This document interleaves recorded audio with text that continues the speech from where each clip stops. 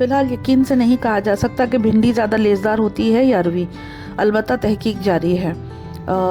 लजीज सब्जियों में शुमार होती है। जिस तरह आम फलों का बादशाह है, आलू को भी सब्जियों का बादशाह बल्कि शहंशाह कह सकते हैं।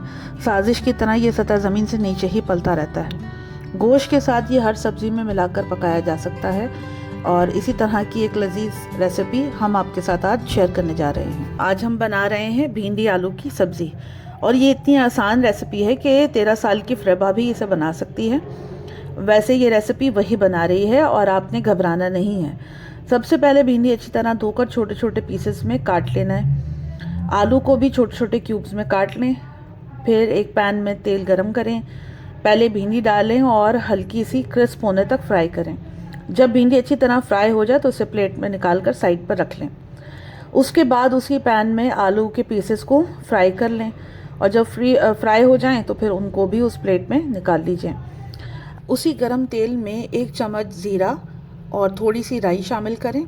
जब वो कड़कड़ाने लगें तो उसमें बारीक कटी हुई प्याज शामिल कर लें।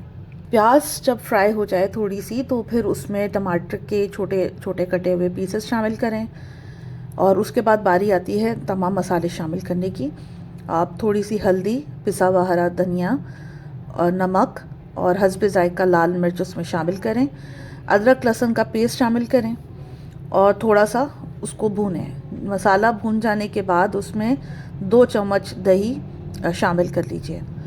जब ये सारा मसाला नरम हो जाए, भून जाए, तो फिर उसमें भिंडी और आलू तले हुए जो आपने साइड पर रखे थे फ्राई करके वो शामिल कर लें। हल्का सा पकने तक उसके बाद उसमें थोड़े से कड़ी पत्ते और हरा धनिया शामिल कर लें। जब ये फ्राई हो जाए, रेडी हो जाएगी 2 मिनट में, तो फिर आप उसको एक बर्तन पे निकाल लें और सर्व करें।